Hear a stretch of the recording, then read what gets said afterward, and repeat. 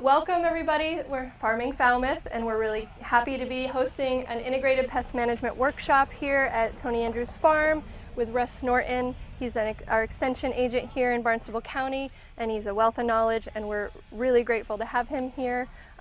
Farming Falmouth's whole mission is to encourage more local food production in all of its forms in Falmouth and the greater surrounding area. We are focused on saving farmland, access to education in growing, and getting food to people that may not have the resources to grow it. And so we are trying to grow together as this community learns a lot more about food and food security and the future we have in front of us. So we're trying to all learn and trying to grow together. How's that, Kate? Oh, thank you. Okay, now to the important actual education.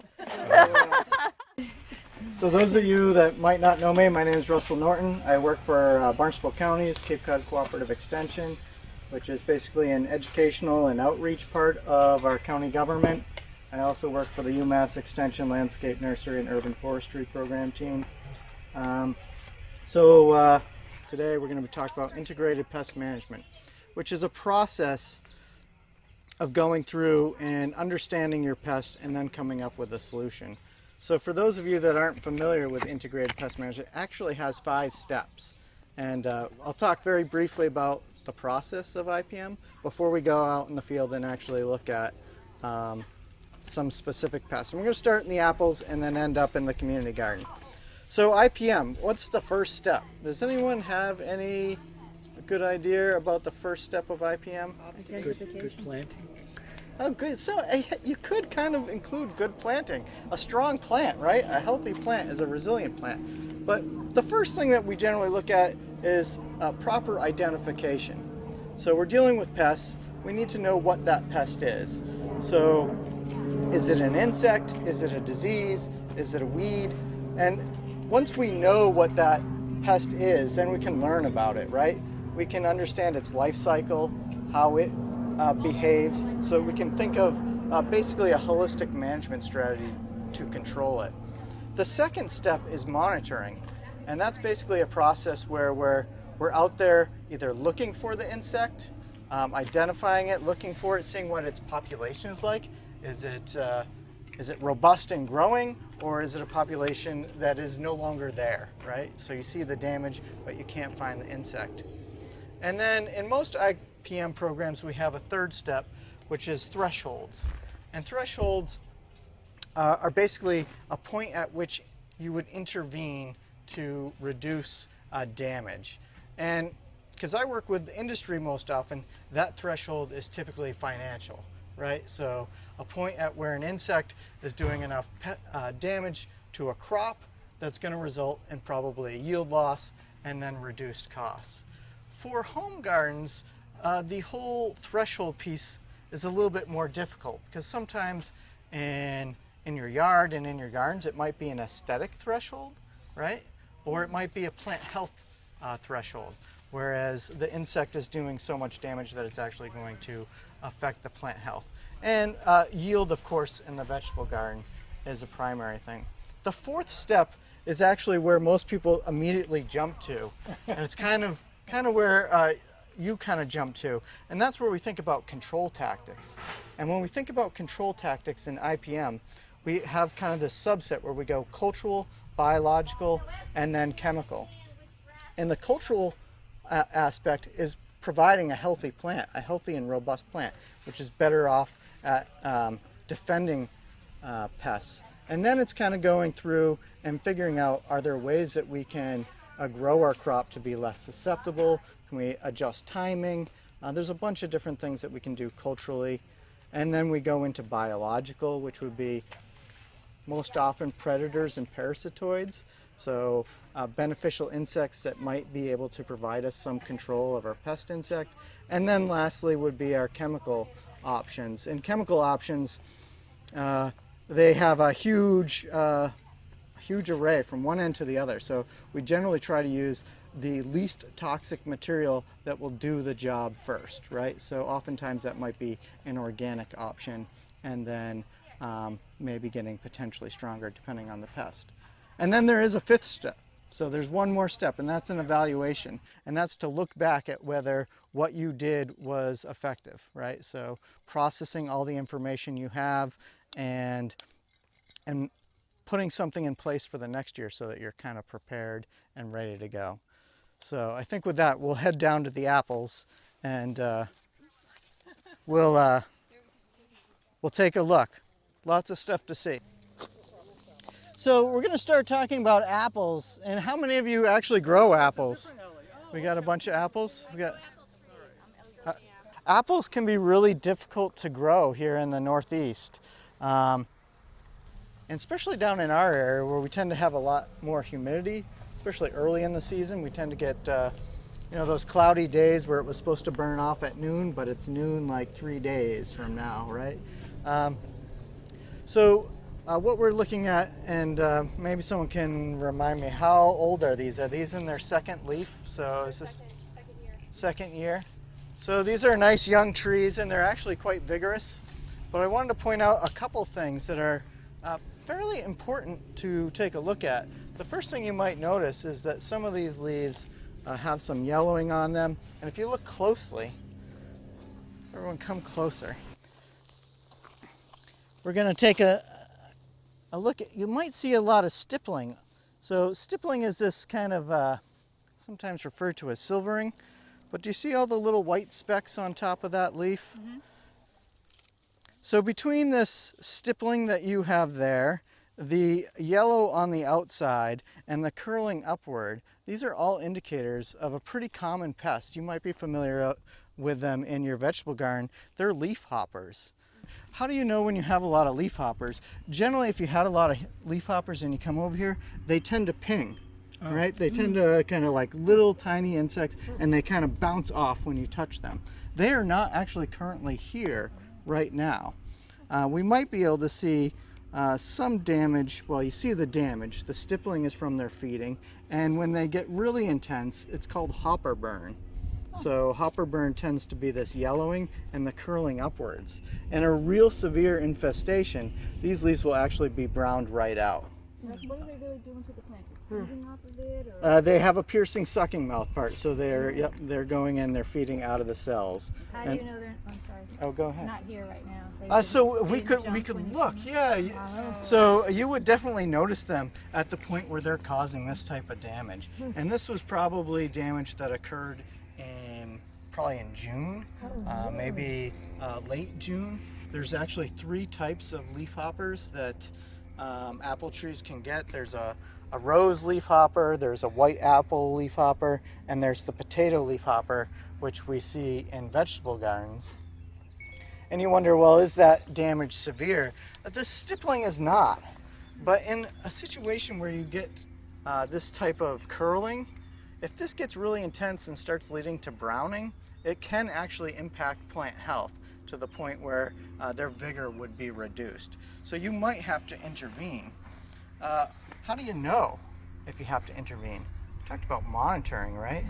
Typically the threshold for apples is you'd come out here in June and you would look on the undersides. Actually, here we go. There it is. Get this leaf off before it pops off there. So they, and it popped off just like that. Yeah, it looks harmless, right? And so it has a, different life stages. As an adult, they can fly. That was an adult. That was an adult. Yep. The first instar larvae are usually found on the back side of the leaves, and they can't fly, and that's when all the damage is done.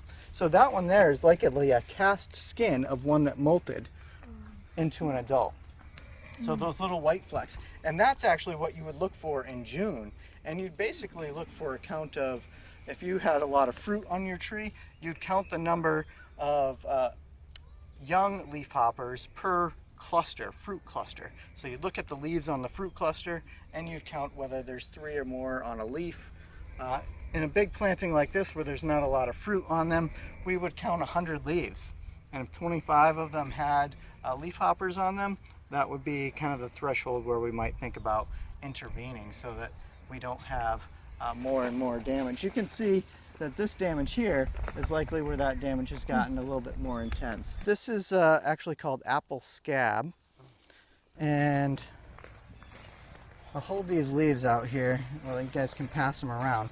But scab causes kind of like a little fuzzy dark spot on the leaves. Eventually they will get bigger. They can cover the entire leaf, which we call sheet scab. And apple scab causes the trees to defoliate. It also causes lesions on fruit, which typically if the lesions get on fruit, it causes that lesion to crack. And that crack in the fruit generally make it susceptible to other rots. So the importance is not only premature defoliation, which starves the tree of its energy, but also those cracks in the fruit, which basically means that you don't even get to the point of harvesting that fruit. So it's a really important disease.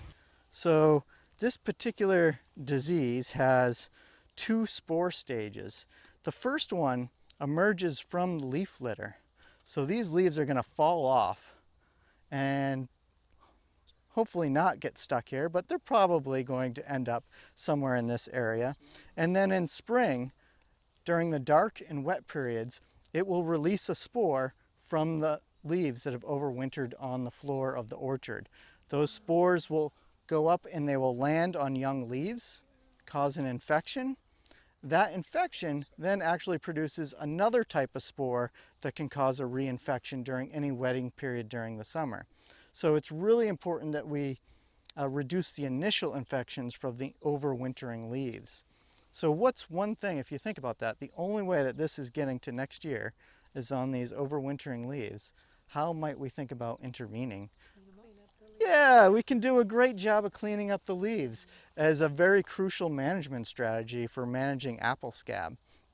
It is one of those things that we've been trying to have commercial orchards do for a long period of time. Obviously, picking up every leaf is very difficult in most orchard situations and maybe not practical, but there's other things that have been found to be useful. One of them is actually blowing the leaves out into kind of a windrow and shredding those leaves. If those leaves are broken into smaller pieces, they break down over the winter.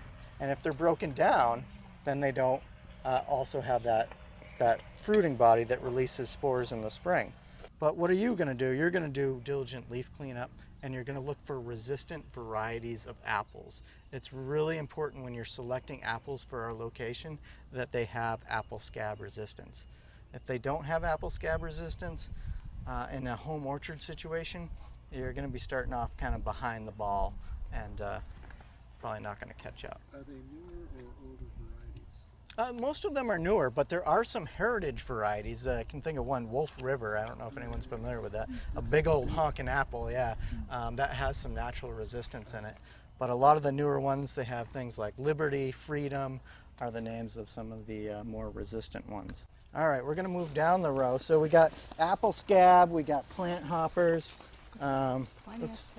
Let's see what else we got. And so you can see this real leaf curl in some of the ones that have been impacted. We can look closely at this apple, and you might notice that there's a bunch of little tiny black dots on that. I don't know if folks can make that out or not. So there's 2 diseases that are very common on apples called fly speck, and the other one's called sooty blotch. And they are more or less superficial diseases. So they are fungi growing on the surface of the apple. Maybe commercially they would be downgraded for sale because of those specks.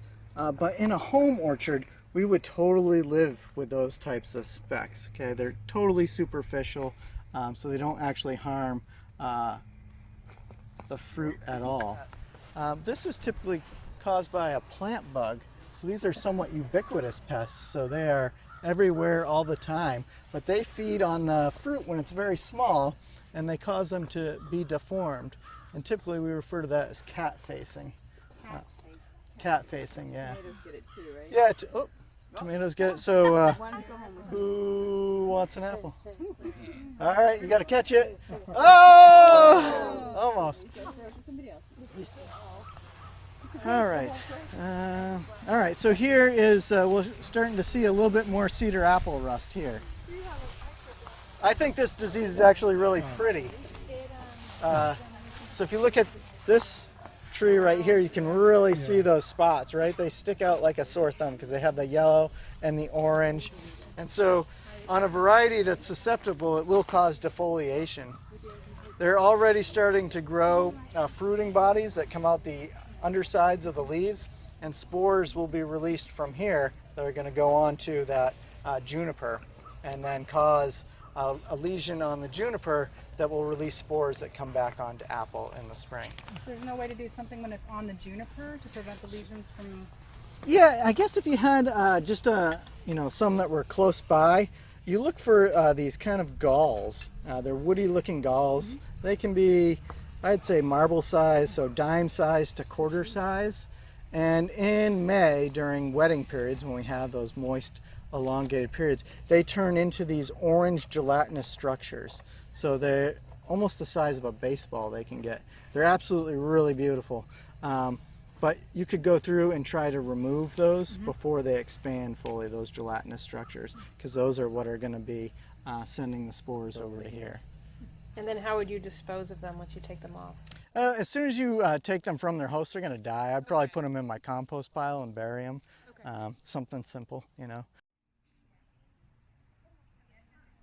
Or maybe actually right here. Actually, this is a great spot to start because we can all see on the outside of the fence. So, how many of you grow cucumbers? How can we, if we think about this pest and its life cycle, it also overwinters as an adult around the garden. As soon as we plant cucurbits, so that's cucumbers, melons, squashes, it comes in to feed. The adult beetle can do enough damage to a young plant to actually wipe them out. I would say young plant, just a couple true leaves, right? And that damage is concerning, but it's this damage that is more concerning. Oh, there, one landed on the leaf right over there. We can try to, go after adult beetles with chemicals, right? Just to let you know, that's really hard to do.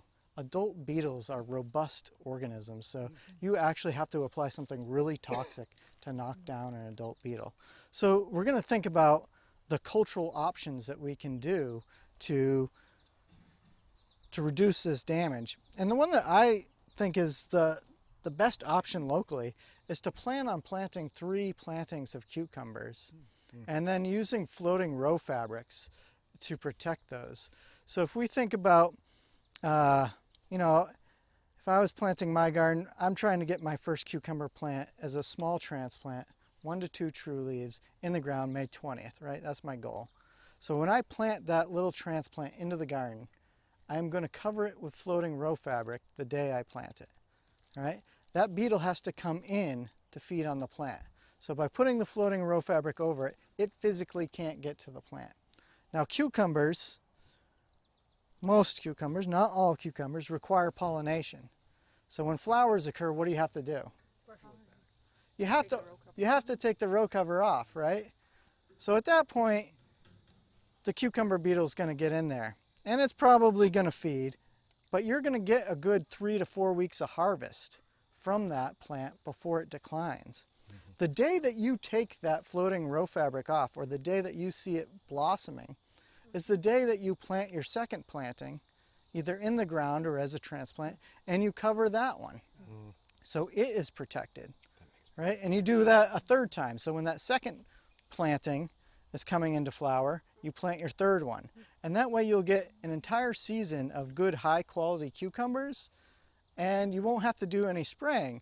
The first planting is going to go down. It's going to get hit by them. The second planting is going to go down. The third one's going to go down. But you're going to try to get it through long enough so that you can harvest high quality fruit before they collapse. Does that apply to all cucurbits? It does kind of apply to all cucurbits. Obviously it doesn't apply to winter squashes and pumpkins because we only have really one planting time. But zucchinis and summer squash, oh yeah, melons too, that's one planting time too. But summer squash and zucchini would be treated the same way. We should be aiming for 3 plantings, and each planting should be protected with floating row fabric at the time of planting, removed when they flower, and the next crop planting. So then in terms of starting seeds, how far in between are you going? You start your first seeds, your first planting, how many weeks after that would you A good transplant for, say, a cucumber or a zucchini is 3 weeks. So you sow it, and at 3 weeks it should have only 2 true leaves, right? When you're transplanting it. You don't want to have anything more than that. All the cucurbits have transplant stress. They don't like being older than that. So you want a nice young transplant, 3 weeks old, going into the ground on May 21st. It's going to be 30 to 40 days later that you start to see flowers. As soon as you see flowers, you can throw a couple more seeds in the ground. Okay. And then the same for that second planting. As soon as it flowers, you're going to throw a couple more seeds in. So at that point, is it better to be starting the seeds right in the ground because it's warm? It's warm. It's easy to do at that And point. would this do anything for squash vine borers? It would. It does the same thing. So the squash vine borer, so that's striped cucumber beetle, which causes the bacterial wilt on cucumbers and melons really bad. It is a little bit less damaging to the other squashes, but the other big pest that a lot of folks deal with on squashes is the squash vine borer, right? Mm-hmm. So the squash vine borer is a day-flying moth. It's a day-flying moth that, unfortunately, it typically, unlike the striped cucumber beetle, it typically overwinters in your soil from the debris from previous crops. So you want to make sure that you're removing any crop debris. But either way, it's a day-flying moth, and it goes and it finds your plant, and it lays an egg at the base. So the floating row fabric works the exact same way on it as it does the striped cucumber beetle. It is a physical deterrent from it getting to your plant so it can't lay that egg. Now you're going to take that fabric off to get pollination, and it's going to find its way in there, but it takes quite a while, right? So you're still going to get that 3 weeks of good harvest, 4 weeks of good harvest while the next planting's coming along. And is it only overwintering in debris from that same family of plants or in any debris? Generally only in cucurbits. So okay. If you've seen squash vine borer, we'll probably, I bet we can find one. You saw her just dumping a whole bunch of So,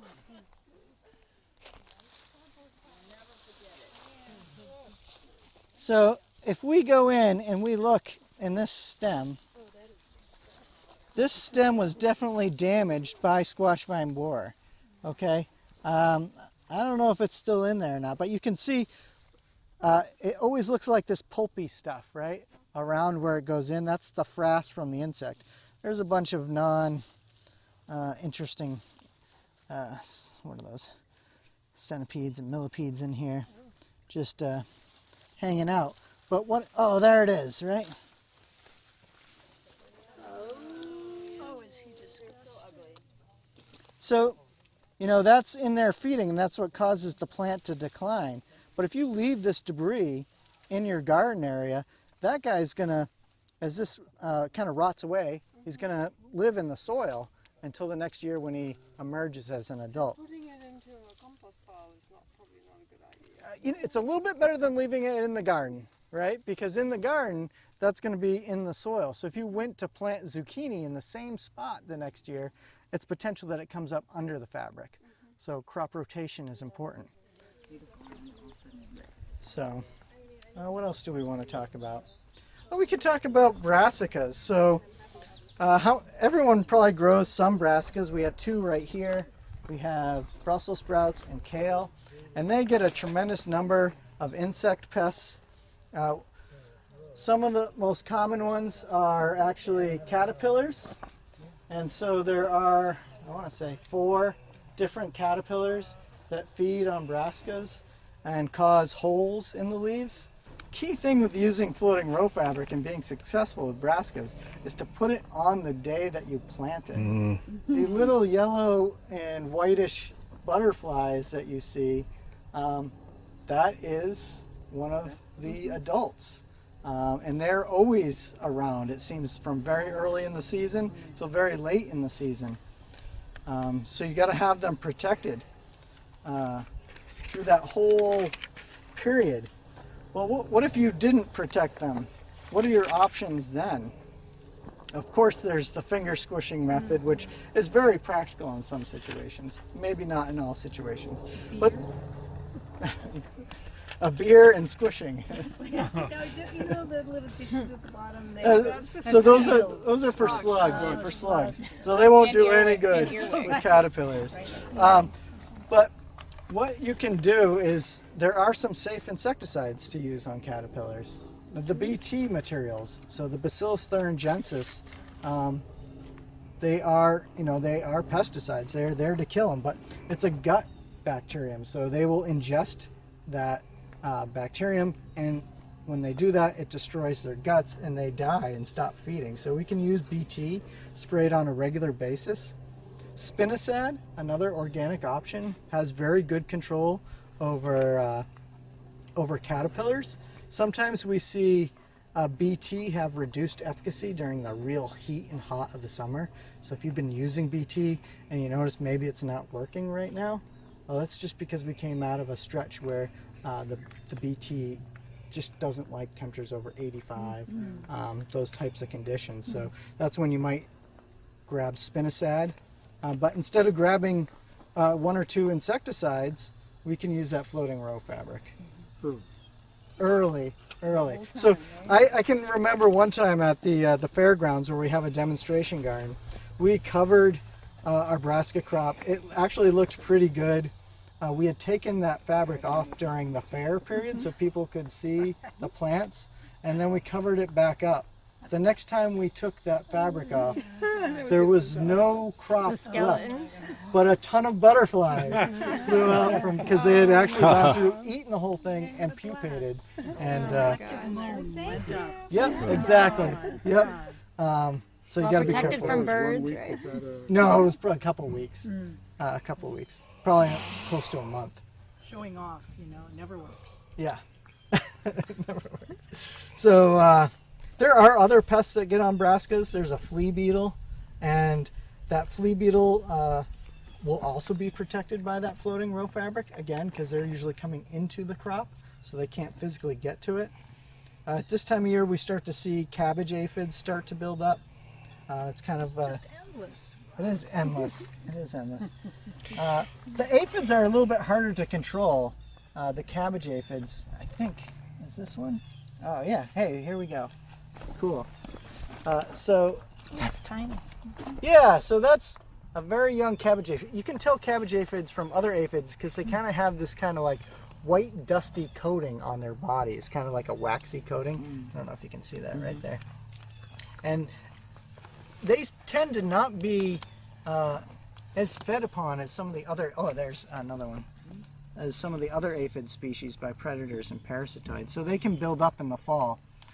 A good way of thinking about controlling those particular pests, you have things like neem oil and some of the other horticultural oils that can suppress those populations, but making sure that you don't overwinter brassicas in the garden, because that can be a huge reservoir for that particular insect pest. So I see kale sometimes, where kale in the springtime, when there should be almost no cabbage aphids around, is absolutely loaded with cabbage aphids because they brought the kale through the winter, and it brought basically the population through the winter. So, Russ, with the neem oil, is this another one of those where you have to make sure you really hit it?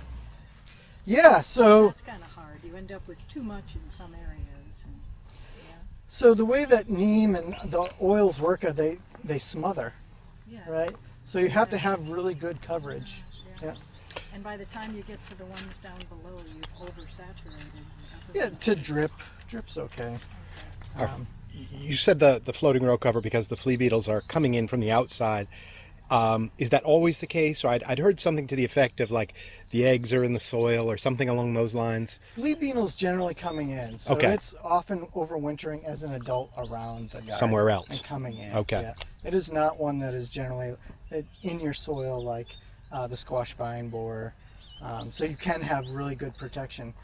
Now, one of the things we didn't really talk about is the overall idea of doing crop rotation, of moving your crops in your garden, which is really important to utilize some of the cultural control options. So tomatoes and brassicas and cucurbits typically make up a good portion of our garden.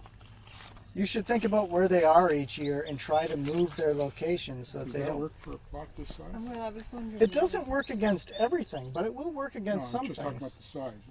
tomatoes over there, move to over here, would make a difference?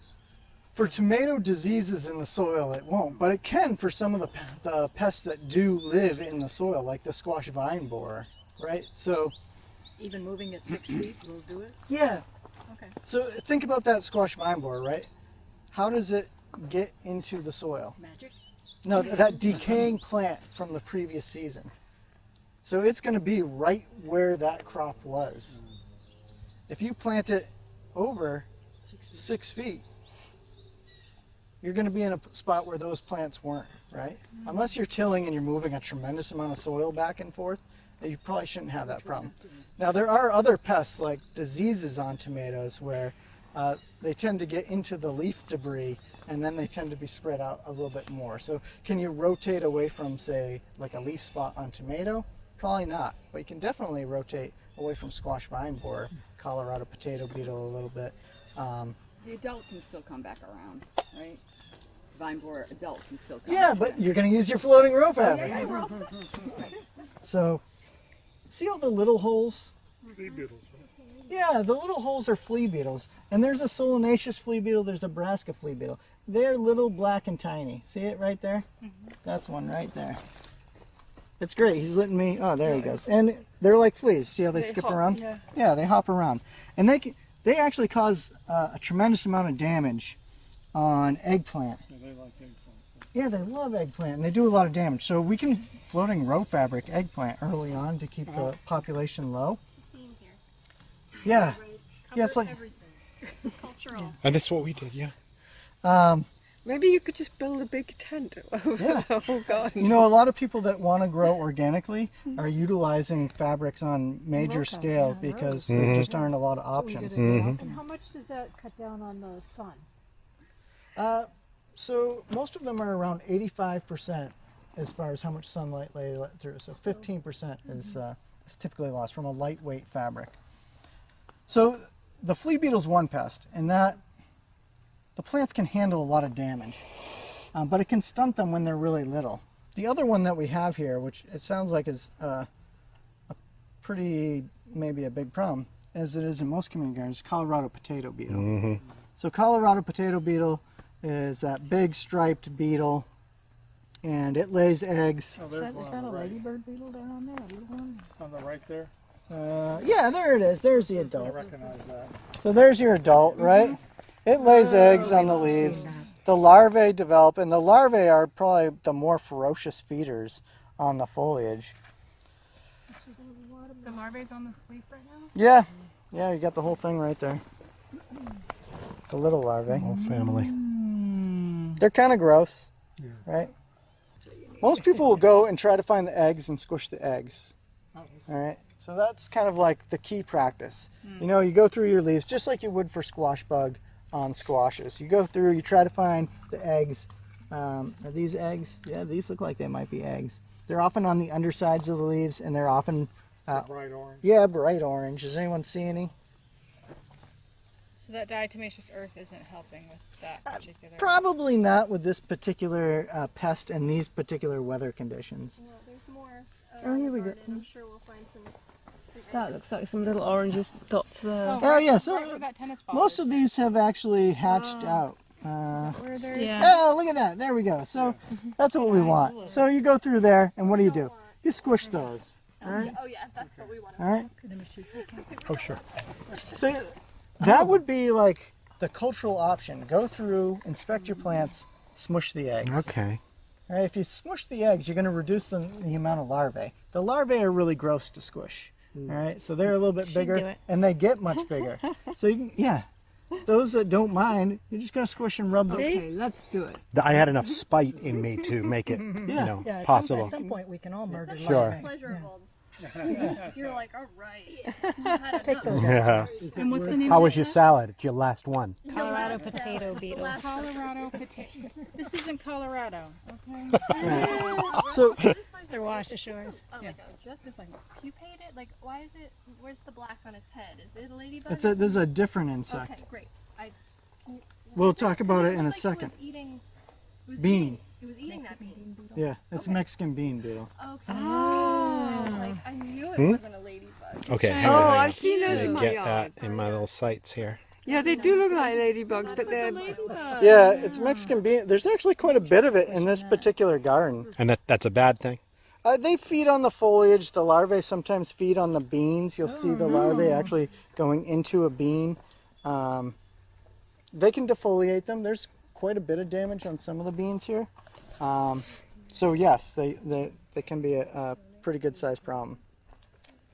So just to kind of wrap up the Colorado potato beetle situation, I think really going through and focusing on egg squishing is probably your best bet to really knock down the population. And is that happening at a constant rate all the time? So it's not like spring is when you do it, that kind of thing? So there's going to be that initial population that colonizes the plants as adults. They're going to lay eggs. So that first batch of eggs is the one that you want to be on top of the most. Off the top of my head, I don't know what the timing of that is, but I'm going to say it's probably in May. So those are the ones that you want to really get ahead of. If you stay ahead of it by squishing the eggs, you can stay ahead of it. Is it worth collecting them as adults? Probably to a minor amount, right? So if you can eliminate adults, do it. Eliminate the eggs, eliminate the larvae. There's always going to be some more kind of flying. They're adult beetles, so they can fly. They usually walk in that first generation, but the rest of them will fly to a lot of plant material. So that's all Mexican bean beetle damage. And you can pick off the adults. There's an adult right there feeding on it. The damage isn't so extensive where you're getting a huge crop loss, though, right? It's kind of foliage. So this is, one of those things that sometimes we have to struggle with. At what point do you need to intervene, and at what point can you just kind of let it go? And the amount of damage here, you could probably let it go. It's not going to impact your yield all that much. Now, if it was getting completely defoliated, you'd probably need to intervene. Green. Right here. Right? Oh, so that's one that's kind of molting into the adult beetle from the larval stage. So it's not completely done molting yet, but you can kind of start to make out the spots on the adult. They're bright green when they are completely immature, and they look more like a caterpillar. How many folks deal with powdery mildew on their plants? So what's really interesting about powdery mildew is that the powdery mildew that gets on your squash is different than the one that gets on your phlox, which is different than the one that we have here on tomato. So they're each specific to the plant that they're on. All right? So you don't have to worry about your lilac powdery mildew causing disease on your squash, because they're not the same organism. They're specific to their plants. They tend to show up late in the season. I would say maybe in early year, in mid-July to late July, you'll start to see powdery mildew build up. Powdery mildew is different than a lot of other fungal organisms in that it doesn't require leaf moisture. So a lot of fungal organisms require a film of moisture for them for their spores to germinate and then infect. Powdery mildew can do it under high humidity. And so that's why even if it doesn't rain a lot, actually rain can sometimes suppress powdery mildew. Under high humidity, it just goes crazy. And it can be very damaging, especially on squashes and things like that, where it will cause basically a premature failure of the plant. What can we do about powdery mildew? And is it worth doing anything about? You can potentially use fungicides, and sulfurs would be the organic option. Some coppers. There's potassium products like potassium bicarbonate, which is similar to, if you're thinking about bicarbonates, like sodium bicarbonate, baking soda. So potassium bicarbonate, sulfur, coppers to some extent. Even some of the horticultural oils and neem oils have some suppression for powdery mildew into them. What has to happen though is key timing. And the threshold that we use in the industry for determining whether we need to do something about powdery mildew is 1 lesion on 50 leaves. You go out and you check 50 leaves, and if you find 1 powdery mildew lesion, which is 1 tiny circular spot, that's when you have to implement your controls. If you implement them now, you'll have no success controlling them. Powdery mildew is super established already here, and so you're not going to be able to necessarily knock it back too much at this time of year. So you have to implement your controls early on. I've tried spraying just from the get-go, spraying weekly with that potassium bicarbonate. I seem to get it the same time every year. I don't notice any difference. It didn't knock it back at all. No. Yes. I'm doing it before I even start to see it. Oh, really? Not prevent it from So taking root. potassium bicarbonate, it doesn't have a lot of residual. So you're going to spray it and it's going to like get rid of the spores that are there, but the day later they're going to be able to colonize that surface area. So it works to a minimal amount. Can I ask about the rings on chard and on deep grains? Is that jumping the gun here? Yeah, Is that a similar mildew kind of thing? it's not. It's not a similar mildew. Okay. So powdery mildew, if you're going to intervene, you got to intervene early, and then you got to intervene often. And when I say often, if you're using sulfur or copper, you're down to 5 days. Every 5 days would be the kind of schedule you would have to keep to. With a lot of our crops, if you're doing cucumbers or summer squashes and you're on that 3 planting period, you don't care anyways because that planting's going to die and the next one's going to be coming in to production. We can look at things like airflow. Airflow's tough in a community garden sometimes because there's a lot of tall vegetables. So we can try to make it a little bit more airflow. We can look for PMR resistant varieties. So when you're going through your seed catalogs, especially cucumbers and squashes, you'll see the letters PMR. That stands for powdery mildew resistance. You want to search out those varieties. You also might want to look for DMR. DMR is downy mildew resistance. And downy mildew, I didn't see any in this garden yet, but it's a more damaging pest than powdery mildew. So you might want to look for those as some kind of, background resistance to kind of help you through the season. And yeah, you're going to get powdery mildew. It's just, you're not going to avoid it. And how does it get on the plant? It's actually an airborne spore, and it can't overwinter here. So it actually has to make its way here from the south every year. That's why it shows up around the same time on storms. Same with downy mildew. It has to come here on storms. Now, one thing that you guys do have here is powdery mildew on tomatoes, which we don't see every year. Some years we see it really bad. Some years we don't see it at all. At least in this plot here, the powdery mildew on the tomato is actually having a significant impact on these plants. Potassium bicarbonate, those products, would be something that you would implement early on to try to control that. Now you also see other things going on these tomato plants. So there's the shriveling of the leaves that we see. What does that mean? So, no, it's not. It's usually a foliar disease. So we have, you have the powdery mildew, but we have early blight and septoria leaf spot, and those are the 2 diseases that survive in the soil. They're soil-borne diseases. They actually get splashed up onto the lower leaves early on in the season, and then the disease works its way up the plant. And it generally causes the lower leaves to turn yellow, and eventually they shrivel, right? As the disease moves up the plant.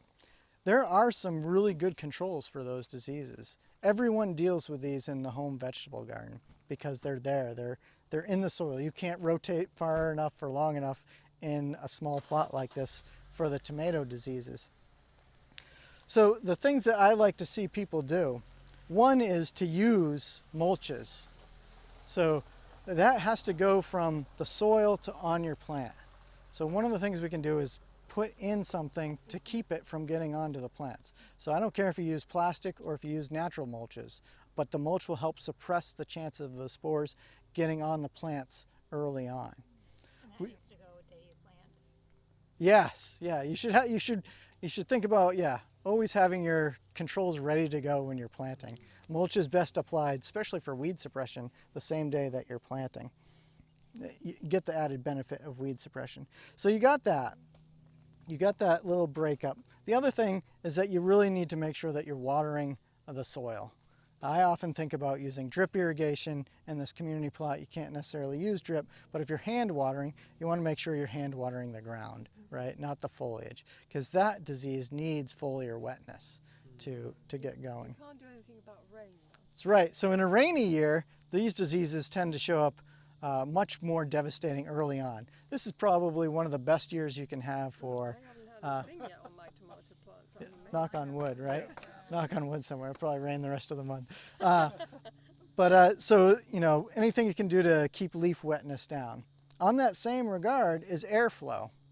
And airflow on tomatoes for these diseases is really important. Now you can see how little airflow there is in this area and in these areas because you have this big heavy canopy, they're close together. So we need to think about our spacing of tomatoes. I like to see them in rows, and I like to see the rows kind of far apart. So when I say far apart, I think 6 feet apart. All right. I don't care if the plants in that row are 12 inches apart, but I want a good break between the next row so that the air can move up and down either side of the tomatoes. If you create a wall, that air is not going to be able to flow. When you see those first early lesions, depending on which one you got, so this is, these ones look like early blight lesions, you can pick off those lower leaves as soon as you start seeing disease, and you can try to stay ahead of it that way as well. Keeping weeds down, again, to let air flow through will help out. And then you can use fungicides to kind of slow it down if you'd like to. I'm going to pinch that leaf right there.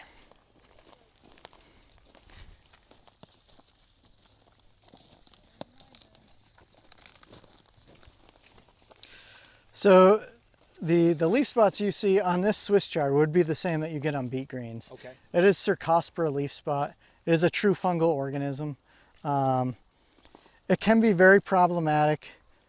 In wet years, there's probably a buildup of this organism in the soil as well, kind of like the tomato diseases. So you're going to have a hard time rotating away from it. Could you spray? Potentially. It looks pretty damaging in here.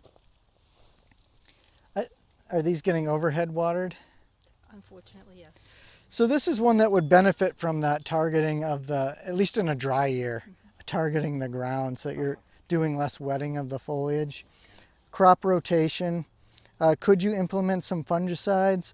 Potentially. This is, yeah, for the dry year that we've had, this is really damaging. This is beyond what I would expect to see. For it. Now it's important, there are some other things that can happen to Swiss chard and beet greens that might look similar. There is a leaf miner as well that can get in and cause definitely this type of damage. It's not what we're seeing here, it's just completely this leaf spot. I would definitely go through and pick all the leaves that have any spots on them completely off. And then try watering the base to see if you can get ahead of it a little bit. But it's a lot of damage, for sure.